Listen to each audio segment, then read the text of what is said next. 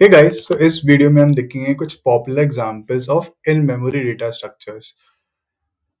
So first वाला तो reddish है जो कि हम इस वीडियो में डिस्कस कर रहे हैं, जो कि हमारा पहला इन मेमोरी डेटा स्ट्रक्चर स्टोर है जो कि हम इस सीरीज में पढ़ेंगे। ठीक है, तो रेडिस के बारे में हमने देखा कि वो ओपन सोर्स होता है, सपोर्ट्स परसिस्टेंस। परसिस्टेंस का मतलब क्या है कि कुछ भी हम फॉर एग्जांपल कुछ भी डेटा स्टोर करवा रहे हैं तो वो कुछ इंटरवल्स पे लॉक करता रहेगा या उसके स्निपेट्स को डिस्क पे स्टोर करता रहेगा, राइट। और रेडिस जो है वो रेप्लिकेशन भी सपोर्ट करता है, क्लस्टरिंग भी सपोर्ट करता है। उसके यूज केसेस क्या होते हैं? कैशिंग में यूज होता है, रियल टाइम एनालिटिक्स क्रिएट करने में और कंप्यूट करने में यूज होता है, और मैसेजिंग क्यू में यूज होता है, right.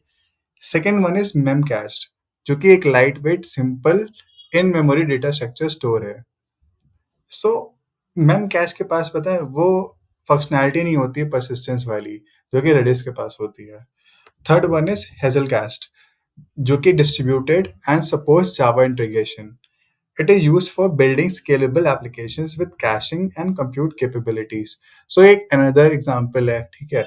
Fourth one is Apache Ignite, जो कि एक in memory computing and storage with SQL support. So it provides in memory computing and storage with SQL support, मतलब कि तुम इस अपाचे इग्नाइट में एसक्यूएल भी यूज कर सकते हो, राइट। एरोस्पाइक, सो एरोस्पाइक जो है ना, high performance no SQL database है with in memory capabilities. So एक नो एसक्यूएल डेटाबेस है, बट इसके पास कैपेबिलिटीज जो है वो इन मेमोरी डेटा स्ट्रक्चर की भी हैं। सो ये कुछ 5 थे हमारे इन मेमोरी डेटा स्ट्रक्चर स्टोर्स के एग्जांपल्स, ठीक है। तो ये मैं शेयर करना चाहता था आपके पास कि सिर्फ आप लिमिटेड टू रेडिस मत रहो, कुछ और भी इन मेमोरी डेटा स्ट्रक्चर स्टोर होते हैं, उनके बारे में आपको पता होना चाहिए, ठीक है। मैंने इसमें सिर्फ सिंपल सिंपल पॉइंट्स डाले हुए थे, आप चाहो तो डीप भी डाइव कर सकते हो अगर आपको पढ़ने का मन है तो।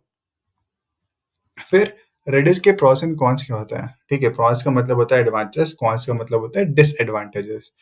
सो प्रॉस जो है वो फर्स्ट तो हमें पता ही है, फास्ट डेटा एक्सेस। क्यों?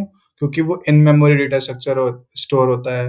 इन मेमोरी डेटा स्ट्रक्चर स्टोर का मतलब क्या था कि हम डेटा रैम में स्टोर करते हैं। So read and write operation faster होता है, तो इसलिए ये extremely fast data access support करता है।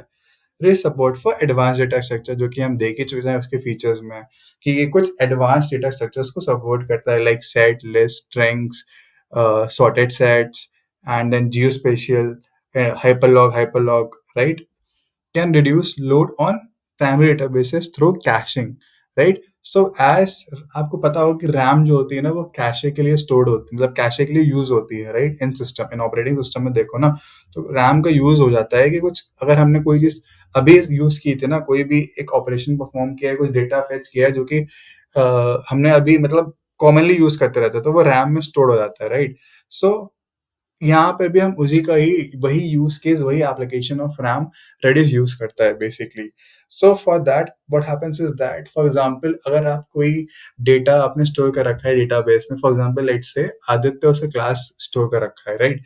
अब आप मतलब आपको पता है कि आप ये डेटा जो है वो फ्रीक्वेंटली फेच करोगे डेटाबेस से, राइट। सो आपने क्या किया है, इसको कैशे में स्टोर करवा लिया है, राइट। जिससे कि आपको बार बार डेटाबेस पे रिक्वेस्ट ना करनी पड़े, बार बार आपको क्वेरी रन ना करनी पड़े, क्योंकि बार बार आप क्वेरी रन करोगे तो डेटाबेस पे लोड पड़ेगा और उसका टाइम भी लगेगा, ठीक है। तो टाइम लगेगा तो लेटेंसी इंक्रीज हो जाएगी, right. So to avoid that हमने क्या किया, कैशे में स्टोर कर लिया। जावा में क्या होता है ना, मैप वगैरह क्रिएट कर लेते हैं, उसमें स्टोर करवा लेते हैं, और कुछ फ्रीक्वेंट इंटरवल्स या कुछ फ्रीक्वेंट ऑपरेशन के बेसिस पे हम उसे अपडेट या क्लियर कर देते हैं, राइट। सो वो भी एक तरीका होता है, राइट, इन जावा में। सो रेडिस को हम यहाँ पे यूज कर रहे हैं। कॉन्स क्या होते हैं? अब रैम तो भाई बहुत कम होती है, राइट। सो मतलब 8 GB की रैम होती है, 32 GB की रैम होती है, बहुत सारे लैपटॉप में 64 GB की रैम होती है, right. So but hard disk जो होती है वो इतनी थोड़ी ना होती है, हार्ड डिस्क तो और ज्यादा होती है, 1 TB की हार्ड डिस्क होती है, राइट। सो रैम में बहुत ज़्यादा डेटा स्टोर नहीं कर सकते हो आप, राइट। अगर आप चाहो कि आप मतलब 25-30 GB डेटा स्टोर कर लो रैम में, तो वो नहीं कर सकते हो, राइट। क्योंकि अगर आप वो करोगे भी ना तो आपका सिस्टम बहुत स्लो हो जाएगा। फॉर एग्जाम्पल अगर आपके 32 GB रैम है और आपने 10 GB स्टोर कर लिया रैम में, तो रैम की स्पीड, आपके सिस्टम का स्पीड ही बहुत स्लो हो जाएगा, राइट। सो ये कॉन्स होता है, मतलब डिसएडवांटेजेस होता है। दूसरा क्या होता है, risk of data loss if persistence is not enabled, right. So इसका मतलब है कि for example let's say your system crashed, right? आप रैम को यूज़ कर रहे थे बट आपका सिस्टम क्रैश हो गया और आपका जो डेटा स्टोर सिस्टम है, डेटाबेस सिस्टम है, वो पर्सिस्टेंस सपोर्ट ही नहीं करता है। फॉर एग्जांपल कि आपने जो भी लास्ट डेटा सेव किया था डेटाबेस में, उसका कुछ लॉगिंग की ही नहीं थी आपने कि ये डेटा स्टोर हुआ था कि नहीं हुआ था, आपको पता ही नहीं है कि ये सेव हुआ है कि नहीं हुआ है, क्या हुआ था, कुछ भी नहीं पता आपके बारे में, ठीक? आपने पर्सिस्ट ही नहीं किया आपने वो, तो क्या होगा? वो डेटा लॉस हो गया, राइट?